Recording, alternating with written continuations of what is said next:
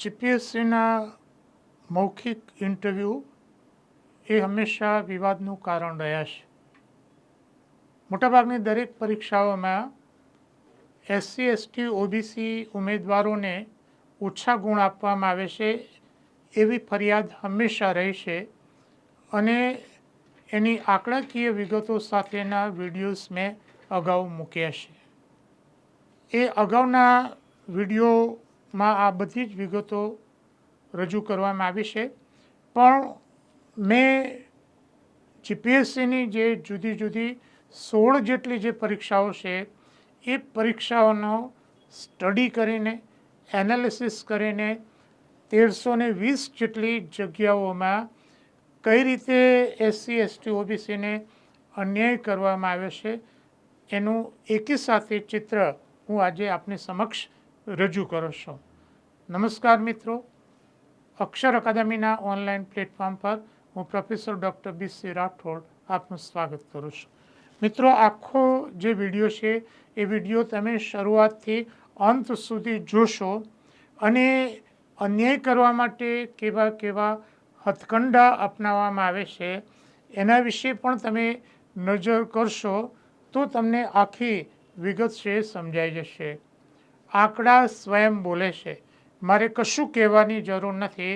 હું માત્ર તમારી સમક્ષ આંકડા રજૂ કરું છું અને એ આંકડા મારા ઘરના નથી.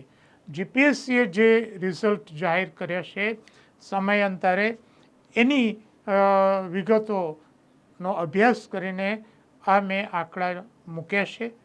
આ જે પરીક્ષાના જે આંકડા છે એમાં જીપીએસસીની બંને પ્રકારની પરીક્ષા, જે રેગ્યુલર પરીક્ષા જેમાં પ્રિલિમ, મુખ્ય અને ઇન્ટરવ્યૂ લેવાય છે, અને 50% વેટેજવાળી પરીક્ષા કે જેમાં માત્ર એક પરીક્ષા 300 ગુણની અને પછી ઇન્ટરવ્યૂ લેવાય છે. એ બંને પ્રકારની વિગતો અહીંયા મેં સમાવી લીધી છે. જોઈએ વિગતો કઈ રીતે એસસી એસટી અને ઓબીસીને અધિકારી બનતા અટકાવવામાં આવે છે. રાજકીય સત્તા કરતાં પ્રશાસનિક સત્તા એ ખૂબ જ મહત્ત્વની છે. રાજકીય સત્તા તો 5 વર્ષે કદાચ બદલાઈ પણ જાય, સરકાર બદલાય તો, પણ જે પ્રશાસનિક અધિકારી છે એ નિવૃત્ત થાય ત્યાં સુધી એની સત્તા ચાલુ રહે છે. અને જો એમાં પૂરતો ન્યાય ન મળ્યો હોય તો વિદ્યાર્થીઓને અને જે તે સમાજને પાછળથી ખૂબ જ અન્યાય થતો હોય છે. તેની વિગતો આજે આપણે જોઈશું. હા મિત્રો, અહીંયા કુલ 16 પરીક્ષાઓ છે જીપીએસસીની અને એમાં 1320 ટોટલ જેટલી જગ્યાઓ છે. હવે આ જે જગ્યાઓ છે એ જગ્યાઓમાં અહીંયા મેં પરીક્ષાનું નામ લખ્યું છે, અહીંયા એનું ક્યારે રિઝલ્ટ આવ્યું છે તેની વિગત લખી છે. આપણે પરીક્ષા તારીખ નહીં પણ એનું જે રિઝલ્ટ જે દિવસે ડિક્લેર થયું તેની વિગત છે. અહીંયા દરેકમાં એની જગ્યા આપી છે. અહીંયા ઈડબ્લ્યુએસના કેટલા પાસ થયા છે તે, અહીંયા જનરલના કેટલા પાસ થયા છે તે, અને અહીંયા ઈડબ્લ્યુએસ અને જનરલનું ટોટલ આપણે કર્યું છે. ટોટલ મિત્રો એટલા માટે કર્યું છે કે કેટલાકને એમ થશે કે અહીંયા જે જનરલ જે છે તો એમાં તો બધા આવે, પણ મિત્રો અહીંયા જે ગણતરી કરી છે એમાં જનરલમાં એસસી એસટી ઓબીસીના ઉમેદવારોને બાકાત કર્યા છે, એટલે એનો સમાવેશ થતો નથી. એટલે અહીંયા જે જનરલના જે ઉમેદવારો છે એ જનરલ કેટેગરીના છે. એસસી એસટી અને ઓબીસીનો એમાં સમાવેશ થતો નથી. એટલે આ બંનેનો સરવાળો છે. અહીંયા ઓબીસીએ કેટલી બેઠકો, મીન્સ કે એમાં કેટલા ઉમેદવારો પાસ થયા, એસસીના કેટલા અને એસટીના કેટલા પાસ થયા તે. હવે આપણે એક એક પરીક્ષાનું ટોટલ સંખ્યા જોઈશું અને આપણે આંકડા જોઈએ. જીપીએસસી 1-2 રેગ્યુલર ભરતી છે. 24/12/2021ના રોજ પરિણામ આવ્યું. હવે જગ્યાઓ હતી 224, એમાંથી ઈડબ્લ્યુએસના પાસ થયા 54. મિત્રો આખું જે ઇમ્બેલેન્સ છે અથવા અન્યાય છે કે ઈડબ્લ્યુએસનો ઉપયોગ જાણે કે એસસી એસટી ઓબીસીને અન્યાય કરવા માટે જ થઈ રહ્યો હોય એવું આખું ચિત્ર અહીંયા આપણને દેખાય છે. એટલે કે 10% પ્રમાણે 23 કે 22 ઉમેદવારો થાય પણ 54 પાસ થયા. અને જનરલના કેટલા 47, બંને મળીને 101. જનરલ કેટેગરીના 224માંથી 101, ઓબીસીના 73, એસસીના 19 અને એસટીના 31 થયા. બીજી જીપીએસસી ક્લાસ 1-2ની પરીક્ષા છે જેનું રિઝલ્ટ 1/9/2021ના રોજ આવ્યું. જગ્યાઓ 120 છે. ઈડબ્લ્યુએસના 31 પાસ થયા અને જનરલના 32 પાસ થયા, બંને મળીને 63. તમે અહીંયા જુઓ કે 50% કરતાં વધારે વિદ્યાર્થીઓ એક જ પરીક્ષામાં જનરલ કેટેગરીમાંથી એ પાસ થયા. ઓબીસીના 32, એસસીના 10 અને એસટીના 15 ઉમેદવારો. એ જ પ્રમાણે જીપીએસસી 1-2 8/11/2023ના રોજ એનું પરિણામ આવ્યું. 183 ટોટલ જગ્યાઓ. અહીંયા ઈડબ્લ્યુએસના 41 પાસ થયા, 10% પ્રમાણે. જનરલના 48 પાસ થયા અને ટોટલ 89. 183માંથી 89 એ જનરલના પાસ થયા. ઓબીસીના 57, એસસીના 13 અને એસટીના 24 પાસ થયા. એના પછી જીપીએસસી 1-2 19/3/2025 હસમુખ પટેલના કાર્યકાળનું આ પહેલું એમનું જે ઇન્ટરવ્યૂ સાથેનું પરિણામ છે, જેના લીધે જે ગોટાળા થાય છે એ જોવા માટે હું પ્રેરાયો. તો ટોટલ જગ્યાઓ છે 102, ઈડબ્લ્યુએસના 22 અને જનરલના 25, બંને મળીને 47 પાસ થયા. ઓબીસીના 31, એસસીના 6 અને એસટીના 18 ઉમેદવારો પાસ થયા. પછી છે પીઆઈની જગ્યાઓ છે 24/11/2021. કુલ 40 જગ્યાઓ છે. એમાંથી ઈડબ્લ્યુએસના 8, જનરલના 3, બંને મળીને 11, ઓબીસીના 20, એસસીના 3 અને એસટીના 6. એના પછી પીઆઈની જ જગ્યાઓ છે 12/2/2021. એમાં કુલ 60 જગ્યાઓ છે. એમાંથી ઈડબ્લ્યુએસના 13 પાસ થયા, 6ના બદલે. જનરલના 8, બંને મળીને 21, ઓબીસીના 25, એસસીના 4 અને એસટીના 10 ઉમેદવારો પાસ થયા. એના પછી આસિસ્ટન્ટ એન્જિનિયર. મિત્રો, આ જે ભરતી આવી એ 50% ઇન્ટરવ્યૂ પ્રમાણે. જગ્યાઓ છે 77 અને ઈડબ્લ્યુએસના 34 પાસ થયા. તમે વિચાર કરો કે 50% કરતાં વધુ ઈડબ્લ્યુએસના પાસ થયા. જનરલના 5, કુલ 39 પાસ થયા. ઓબીસીના 33, એસસીના 5 અને એસટીને એક પણ જગ્યા ન હતી અથવા એક પણ ઉમેદવાર પાસ થયો નથી. એ જ પ્રમાણે એકાઉન્ટ ઓફિસરની 15 જગ્યાઓ છે. એમાંથી ઈડબ્લ્યુએસના 6, જનરલના 3, બંને મળીને 9, ઓબીસીના 3, એસસીના 1 અને એસટીના 2 ઉમેદવારો પાસ થયા. જોઈએ એના પછીની વિગતો. હા, આસિસ્ટન્ટ વિકાસ અધિકારી 13/12/2024, કુલ 26 જગ્યાઓ. ઈડબ્લ્યુએસના 8, જનરલના 4, બંને મળીને 12, ઓબીસીના 10, એસસીનો 1 પણ નહીં અને એસટીના 4 ઉમેદવારો. આસિસ્ટન્ટ એન્જિનિયર 16 જગ્યાઓ. ઈડબ્લ્યુએસના 4, જનરલના 4, કુલ 8, 50%. ઓબીસીના 4, એસસીના 1 અને એસટીના 3 ઉમેદવારો પાસ થયા.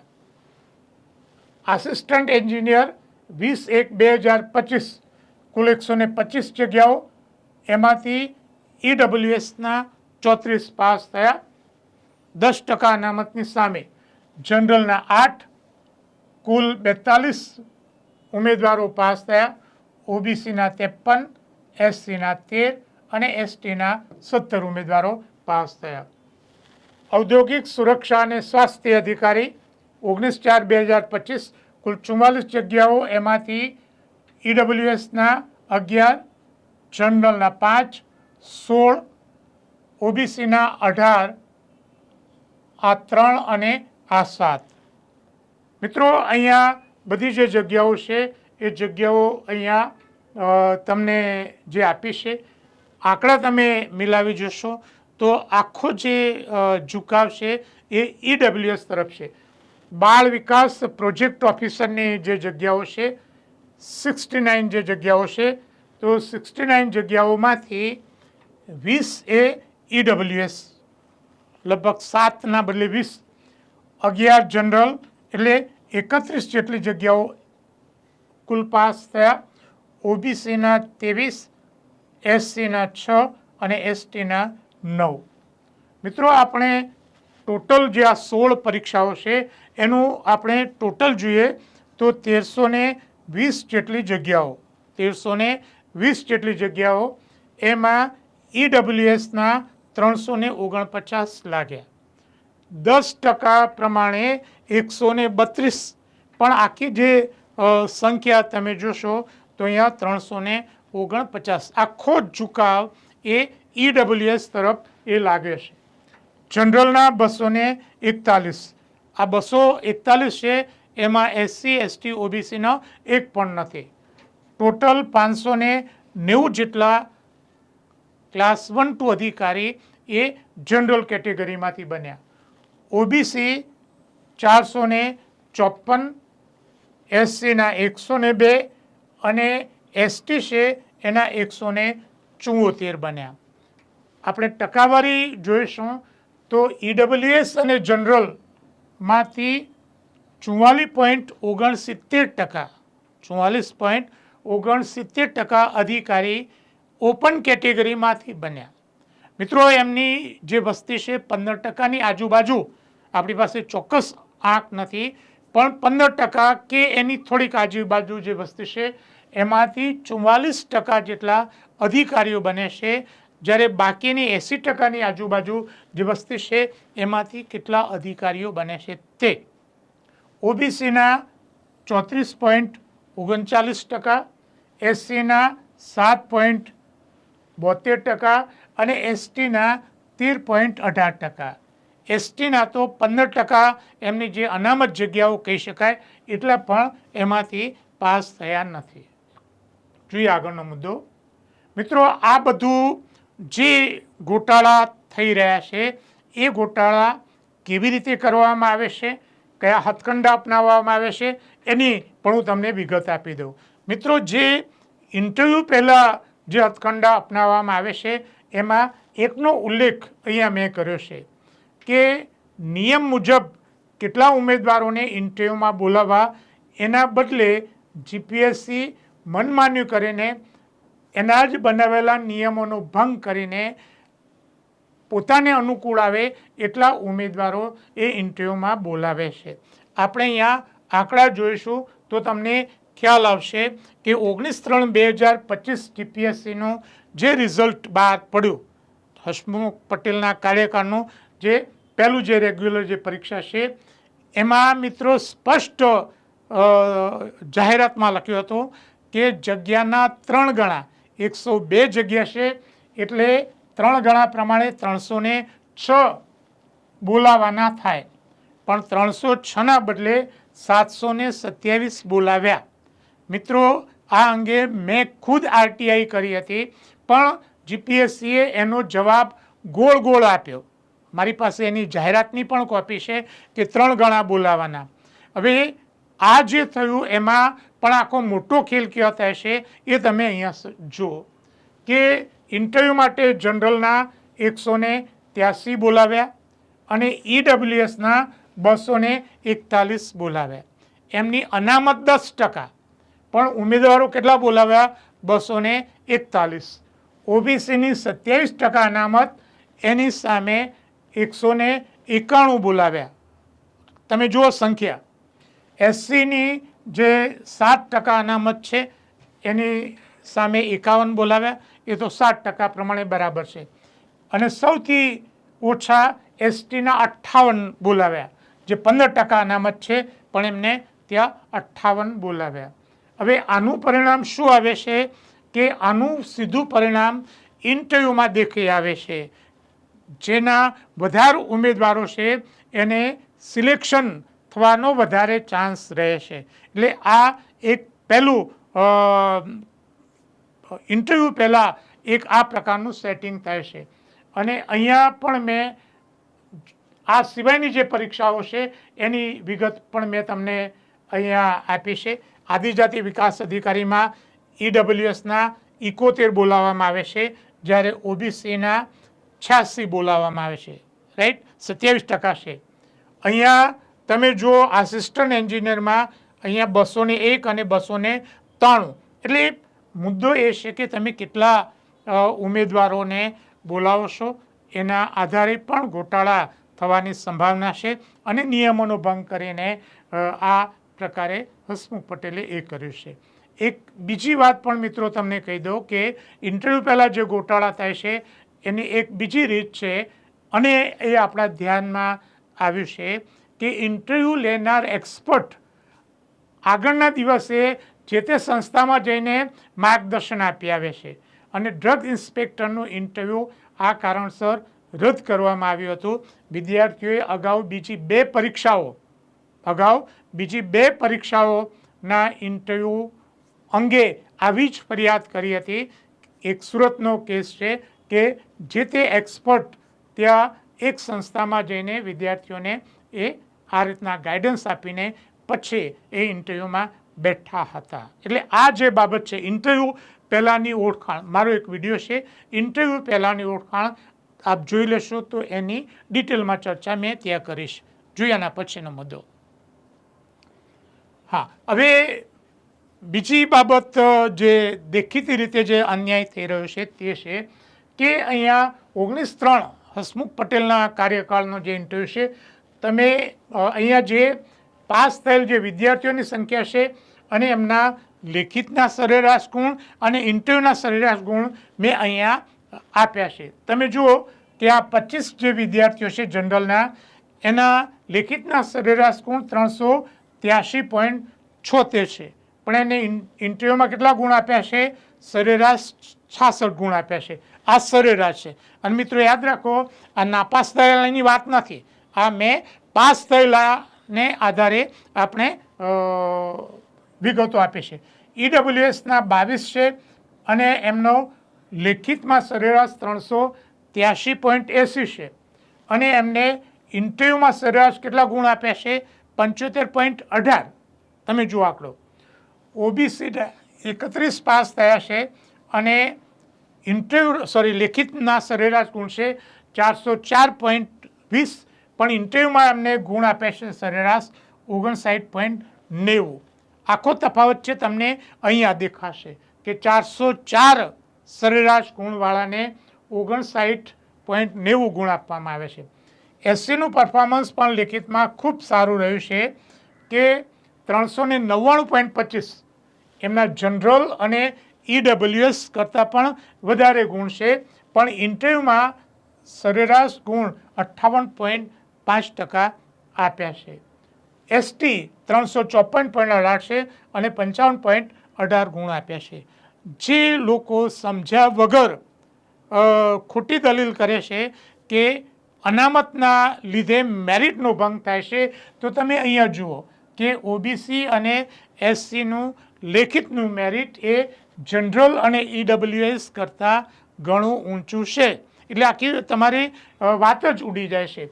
એટલે આ જે હસમુખ પટેલના કાર્યકાળમાં આ જે ઇન્ટરવ્યૂનો જે મેં સરાસરી કાઢી છે એ સ્પષ્ટ ઇન્ડિકેટ કરે છે કે જાણી જોઈને ઓબીસી અને એસસીના ઉમેદવારોને ઇન્ટરવ્યૂમાં ઓછા ગુણ આપવામાં આવે છે. અને એનું પરિણામ શું આવે છે? એનું પરિણામ અહીંયા દેખાય છે કે ઈડબ્લ્યુએસના 13 વિદ્યાર્થીઓ એ ઓપન કેટેગરીમાં પાસ થાય છે, જ્યારે ઓબીસીના માત્ર 9 જણા જ ઓપન કેટેગરીમાં પાસ થાય છે, જ્યારે એસસીનો માત્ર એક જ. જો આમને અહીંયા 70 કે 75 જેટલા ગુણ આપ્યા હોત તો અહીંયા જે 9 છે એની જગ્યાએ 15 જેટલા હોત, અને આ એક છે એની જગ્યાએ 3-4 જણા બીજા પાસ થયા હોત. રાઈટ, એટલે આ ટેકનિક અપનાવવામાં આવે છે. જો એના પછીનો મુદ્દો. હા, હવે 19-3ની જે પરીક્ષા છે એનો આખો આ કોઠો મેં મૂક્યો છે, કઈ રીતે અન્યાય કરવામાં આવે છે. મેં અહીંયા માર્ક્સની વિગતો મૂકી છે કે 400થી ઉપર લાવનાર ઓબીસીના જે 11 ઉમેદવારો છે એને 50થી ઓછા ગુણ, જેના 400થી ઉપર છે, જ્યારે 400થી નીચે લાવનાર ઈડબ્લ્યુએસના 11 જે ઉમેદવારો છે એના ગુણ 72થી ઉપર. 400થી ઉપર લાવનારના 50થી નીચે અને 400થી નીચે લાવનાર ઈડબ્લ્યુએસના ગુણ 72થી ઉપર. અહીંયા મિત્રો મેં ગુણ પણ લખેલા છે, અને લેખિતમાં 429.25 સાથે 11મા નંબરે આવનાર ઓબીસીનો જે વિદ્યાર્થી છે એને માત્ર 20 ગુણ આપ્યા હતા, વિપુલ ચૌધરી, એના પાસ કરવામાં આવ્યો. પણ એ જ વિદ્યાર્થી એ યુપીએસસીમાં 2 વખત પાસ થયો. એટલે આખું જે પોલ છે અન્યાયનું એ અહીંયા ખુલ્લું થયું છે. જોઈએ એના પછીની વિગતો. હા મિત્રો, એક બીજી બાબત તમે સમજો કે એક શબ્દ છે general cut off.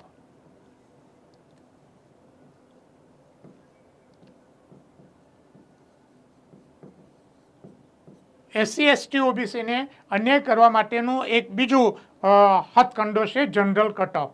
General cut off એટલે જે જનરલના માર્ક છે એના જેટલા કે એનાથી વધારે ગુણ જો અનામત કેટેગરીનો ઉમેદવાર લાવે તો એને ઓપન કેટેગરીમાં પાસ કરવામાં આવે, અને એની જગ્યાએ બીજા અનામત કેટેગરીના વધુ વિદ્યાર્થીઓ પાસ થાય.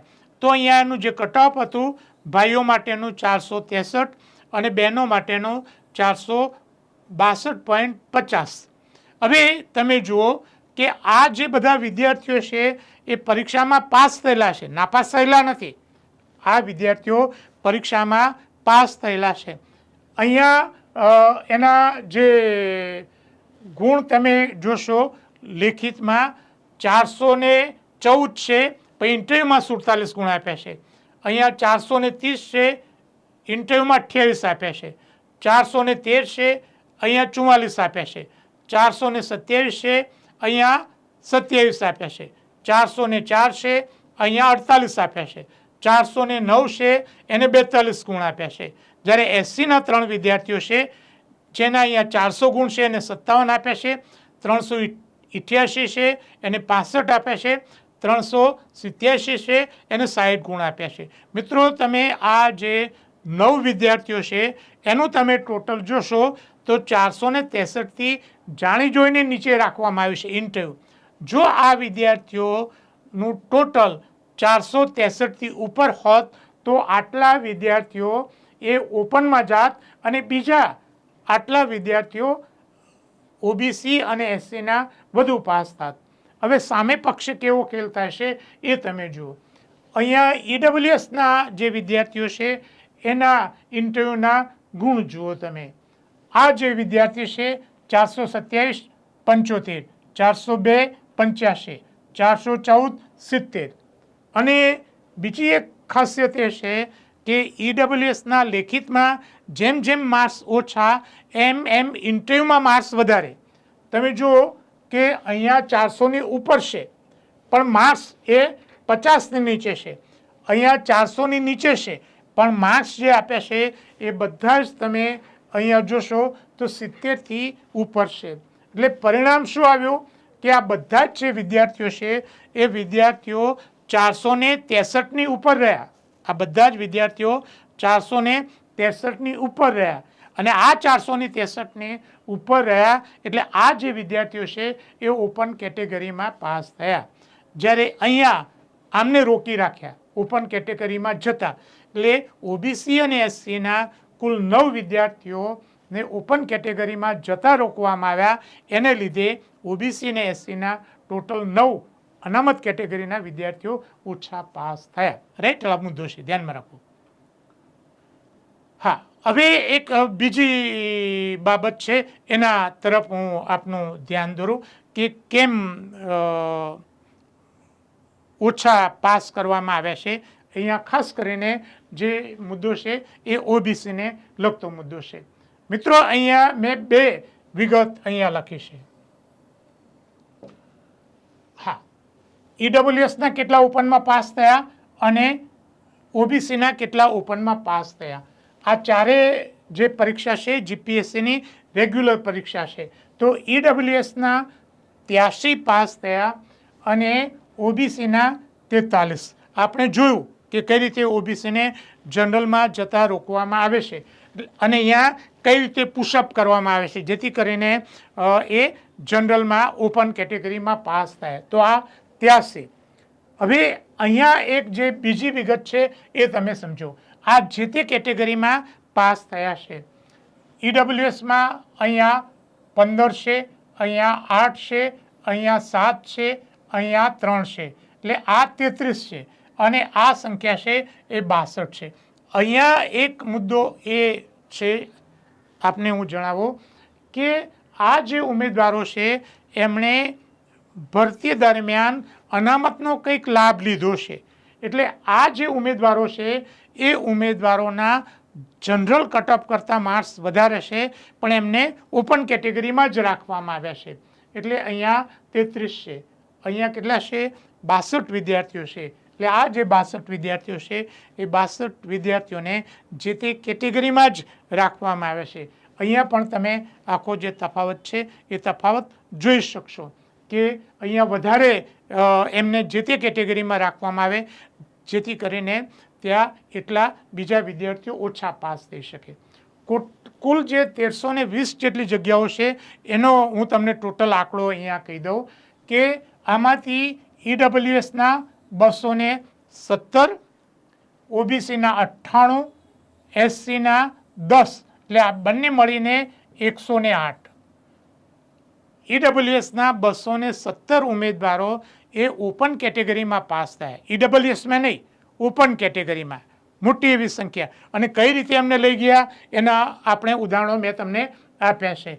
એસસીના માત્ર 10 વિદ્યાર્થી અને એસટીનો તો એક પણ 1320માંથી એક પણ આદિવાસી ઉમેદવાર જનરલ કેટેગરીમાં એ પાસ થયો નથી. રાઈટ, એટલે આ જે બાબત છે એ મારે તમને કહેવાનું હતું.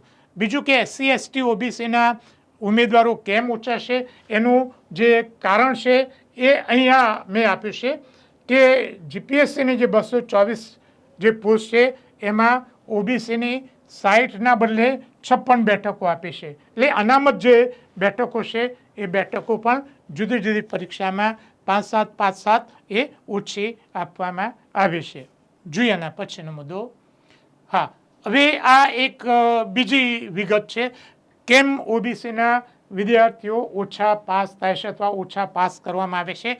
તો અહીંયા આદિજાતિ વિકાસ અધિકારી વર્ગ 2નું જે રિઝલ્ટ છે એ રિઝલ્ટના આંકડા તમે જોઈ શકો છો કે મેં અહીંયા લેખિતમાં 1 થી 16 નંબરે આવનાર જે ઉમેદવારો છે એના માર્ક્સ મેં અહીંયા મૂક્યા છે. આ લેખિતના માર્ક છે, આ ઇન્ટરવ્યૂના માર્ક છે. અને લેખિતમાં 3, 4, 6, 7, 10, 11, 13, 14, 15 અને 16 આટલા ક્રમાંકે આવનાર ઓબીસીના ઉમેદવારોને ઇન્ટરવ્યૂમાં ઓછા ગુણ આપતા એ નાપાસ થયા છે. એક તો અહીંયા આ જે વિદ્યાર્થીઓ છે એ વિદ્યાર્થીઓ જે આપણે સંખ્યા જોઈશું તો 10 વિદ્યાર્થીઓ મેરિટમાં આવનાર વિદ્યાર્થીઓ નાપાસ થયા છે. અને આ જે બાબત છે આપણને ખાસ કરીને હસમુખ પટેલના કાર્યકાળમાં સવિશેષ જોવા મળે છે. દાસા સાહેબનું પણ મેં એનાલિસિસ કર્યું છે એમના કાર્યકાળનું, પણ લેખિતમાં 1 થી 10માં આવતા હોય એવા ભાગ્યે જ કોઈ વિદ્યાર્થીઓ એમના કાર્યકાળમાં નાપાસ થયા છે. અહીંયા તો લેખિતમાં આવનાર મેરિટમાં આવનાર વિદ્યાર્થીઓ એ નાપાસ થયા છે. જોઈએ એના પછીનો મુદ્દો. આવું જ એક પરિણામ મિત્રો બીજ અધિકારીનું છે. તો આ બીજ અધિકારીમાં લેખિતમાં નંબર 1, 3rd અને 4th ઓબીસી ઉમેદવારો જે આવે છે એ પણ નાપાસ થયા છે. અહીંયા જો પહેલા નંબરે આવનાર પણ નાપાસ થયો છે, ત્રીજા નંબરે અને ચોથા નંબરે આવનાર પણ નાપાસ થયો છે. એક બીજી વાત મિત્રો તમને કહું, અને મને એમને રજૂઆત કરી છે કે આ જે પરીક્ષા છે એમાં ચૌધરી સમાજના લગભગ 38 કે 36 જેટલા વિદ્યાર્થીઓએ ઇન્ટરવ્યૂ આપ્યું, પણ એમાંથી એક પણ વિદ્યાર્થી પાસ થયો નથી. એક પણ વિદ્યાર્થી એમાં પાસ થયો નથી. હવે અહીંયા જે 50% વેટેજનું જે ઇન્ટરવ્યૂ છે એ ઇન્ટરવ્યૂમાં નાપાસ કરવાની એક બીજી રીત છે કે ઇન્ટરવ્યૂ અને લેખિતનું વેટેજ એક સરખું, એટલે તમારા લેખિતમાં ગમે તેટલા માર્ક્સ હોય પણ ઇન્ટરવ્યૂમાં ડાઉન કરી દો એટલે નાપાસ થઈ જાય.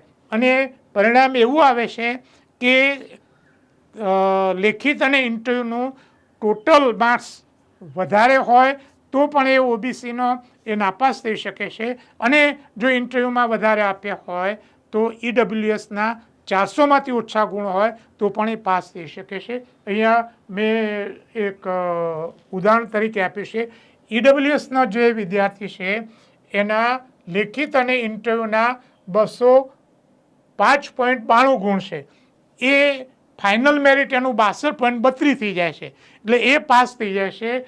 જ્યારે અહીંયા 217, 233, ઇવન 223 આ લાવનાર ગુણ લાવનાર વિદ્યાર્થી પાસ થાય છે, સોરી નાપાસ થાય છે. એટલે કે 205.92 લાવનાર ઈડબ્લ્યુએસ પાસ થઈ જાય છે, જ્યારે 205થી વધુ લાવનાર એટલે કે પ્રિલિમ અને ઇન્ટરવ્યૂ બંનેનું ટોટલ જેને વધારે છે એવા ઉમેદવારો નાપાસ થાય છે. જોઈએ એના પછીનો મુદ્દો. હા, છેલ્લે આપણે 19/2/2026 પ્રિન્સિપાલ 60 જગ્યાઓનું જે છે, અગાઉ મેં તમને કહ્યું તેમ કે ઓપનમાં જવા માટે, ઓપનમાં જતા રોકવા માટે અહીંયા જે ગુણ આપ્યા છે 300માંથી અને 100 એ ઇન્ટરવ્યૂમાંથી છે. આ જે વિદ્યાર્થીઓ છે એના તમે જો માર્ક્સ જોશો તો લગભગ 78થી નીચે કોઈના નથી. 78થી નીચે કોઈના નથી. જ્યારે અહીંયા જે લેખિતમાં 300માંથી વધુ માર્ક્સ છે, લગભગ આમાંથી મોટાભાગના કરતાં વધુ માર્ક્સ છે, પણ એમના ઇન્ટરવ્યૂના જે ગુણ છે એ આટલા ઓછા આપ્યા છે. એટલે આ છે એ પાસ તો થયા છે પણ ઓપન કેટેગરીમાં જતા રોકવામાં આવે છે, જ્યારે આ ઓપન કેટેગરીમાં એમને મોકલવામાં આવે છે. બીજી બાબત કે લેખિતમાં નંબર 2 આવનાર એસસી ઉમેદવાર છે એ ઉમેદવાર પણ નાપાસ થયો છે. હા મિત્રો, છેલ્લે જોઈએ એ પહેલાં આ જે અન્યાયના જે આંકડા છે એનું આખું ડેમોન્સ્ટ્રેશન મેં લગભગ 70 જેટલા આગેવાનોની વચ્ચે એક સંસ્થામાં મેં રજૂ કર્યું હતું. બધી જ વિગતો એમને મેં સમજાવી હતી. એટલે જે મિત્રો આ વિડીયો જોતા હોય અને ત્યાં હાજર હોય એમને મારી ખાસ વિનંતી છે કે આ વિડીયોને તમે મેક્સિમમ તમે શેર કરો, જેથી કરીને ખ્યાલ આવે. પરીક્ષાના ઇન્ટરવ્યૂના અન્યાય અંગેના મારા અગાઉના વિડીયો છે, આપે જો જોયા ન હોય તો એને જોઈ લેવા વિનંતી છે. હા, પરીક્ષાની તૈયારી કરતા વિદ્યાર્થીઓ માટે અમારી 2 મહત્ત્વની એવી ટેલિગ્રામ ચેનલ છે, બીસી રાઠોડ કરંટ અફેર્સ અને ગૌરવંતી ગુજરાતી. હજુ સુધી જો તમે અમારી બંને ટેલિગ્રામ ચેનલમાં જોડાયા ન હોય તો એમાં જોડાઈ જવા વિનંતી છે. વધુમાં અમે અમારું મેટર ઇન્સ્ટાગ્રામ અને ટ્વિટર ઉપર શેર કરીએ છીએ, તો અમારા બંને પ્લેટફોર્મને ફોલો કરવા વિનંતી છે. વધુમાં આજનો આ વિડીયો આપને ગમ્યો હોય તેને લાઈક કરીને શેર કરવાનું ભૂલતા નહીં. અને હજુ સુધી જો તમે અમારી આ ચેનલને સબસ્ક્રાઈબ ન કરી હોય તો એને સબસ્ક્રાઈબ કરી દેશો અને બેલ આઇકોનને ચાલુ કરવાનું ભૂલતા નહીં.